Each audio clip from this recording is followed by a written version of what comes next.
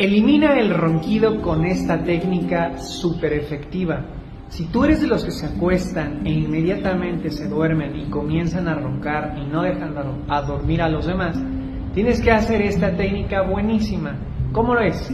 Vas a respirar profundamente, por nariz, sacas por boca todo el aire y cuando saques todo el aire vas a tapar tu nariz y tu boca y vas a tratar de respirar con la nariz y la boca cerradas. Entonces, respiras primero una vez, sacas por boca, cuando no hay aire, tapas nariz, tapas boca y tratas de respirar. No lo vas a lograr porque está todo tapado, pero trata de hacerlo.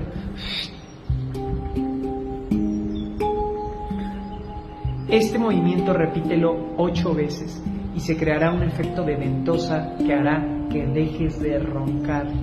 Hazlo, guárdalo y cuéntame cómo te fue.